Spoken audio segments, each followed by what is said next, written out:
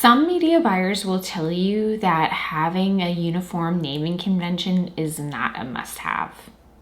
And they are wrong. Sure, having the right naming convention may not algorithmically determine how your ads are actually performing, but it's definitely going to affect your analysis. And if you actually have a naming convention that you follow, essentially, the right naming convention can set you up to deeply analyze your ad creatives on a micro and macro level. You're going to be able to spot trends that are more than just did this creative perform or not? You'll be able to answer, hey, does UGC actually work for our brand? Should we invest more in studio production? Are statics actually moving the needle? Do we need to hire a new graphic designer? And previously, you needed a naming convention to be able to use a tool like Motion. However, they now have tagging, which makes this a little easier. However, I still believe that you really do need to have a strict naming convention so that you can unlock all of the power of your analysis. And also, if you're not going to sign up for something like Motion, then you're absolutely going to need it. So in this video, I'm going to break down exactly what my naming convention looks like for brands. Let's dive in. And yes, you will have access to these slides.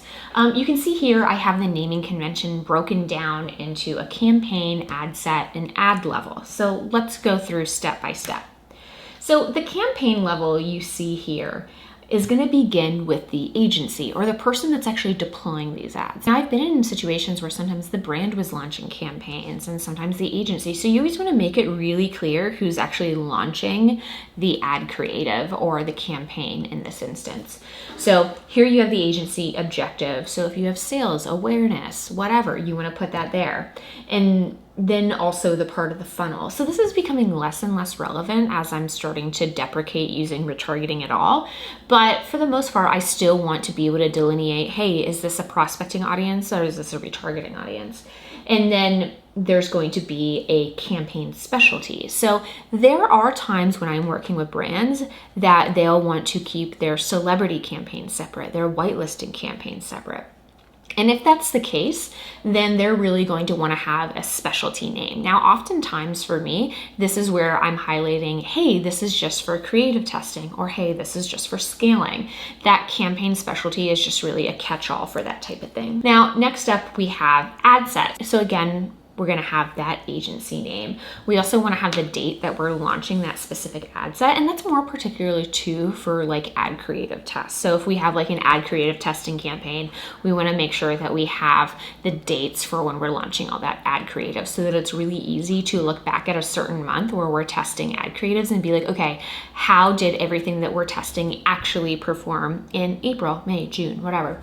And then again, we want to have the funnel and then the test number. Again, that's more specifically for if you're doing ad creative testing, I really like being able to delineate, okay, what's the test number for this specific one? And then we have the batch name, which is going to be taken from the file name, and then the audience. So I really want to be able to zoom in on, okay, is this broad interest? Is this like a sort of stacked audience? Is it lookalikes? And again, zooming in more on that retargeting so that I can take a look at, hey, do interests or broad or lookalikes actually perform best for my brand? More and more, it's mostly just broad, and I find myself not segmenting audiences as much with that, but I still like to keep that for a majority of the brands. And then this is the most important part, is really the ad naming convention. So instead of having the agency that's deploying the names, I really like to have the producer for who actually produced this asset. I find that this is really important, especially as you're starting to scale and enlist other freelancers and agencies to make your ad creative. You really want to be able to determine, okay, who's actually making this ad creative. And then I have a count right here that's actually mostly just for when I am whitelisting content. So, if we're going to be whitelisting with a certain creator, I want to be able to have this section right here to say, hey, this is whitelisting - creator name.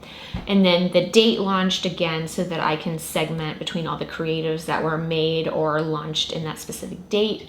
File name, stage. I really like being able to determine, hey, is this a net new or is this an iteration based on a top performer or a bad performer? I really like being able to look at from a bird's eye view, hey, are we actually getting more creative juice from net new or iterative? And then next up is asset class. So this is where I'm really looking at what type of overarching strategy the producer chose to use. So is this UGC? Is this influencer? Is this like a branded shoot? Is this a lifestyle shoot? Or is it a mix of both? I really like being able to zoom in and be like, hey, where should we be putting more of our dollars? Should we be doing more studio shoots? Should we be doing more lifestyle shoots? Should we be doing more UGC creators, celebrity, whatever? I really like having that asset class right there. And then next up is format, which is really broad: image, video, carousel, GIF, and then format 2, the secondary format, which is going to be more like your us versus them, your features point out to 3 reasons why. And then finally, the landing page destination.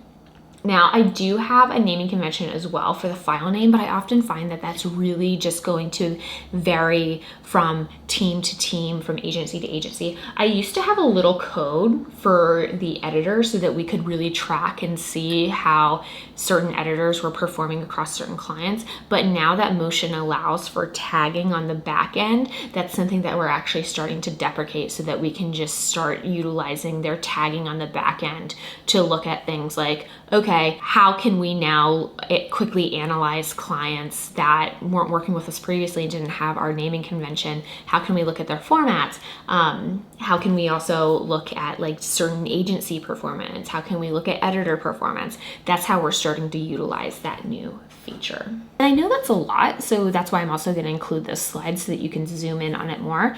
I really recommend that you guys look at this and just try to figure out how you can adapt it for yourself. I often find that the things that people are missing are the things for agencies, the things for certain asset classes, but that's actually where I find the power of reporting is really unlocked, when I'm able to zoom in on both higher and slightly more micro levels to be able to determine, okay, what type of creative should we actually be investing in over the next year? Okay, I'll see you in the next lesson.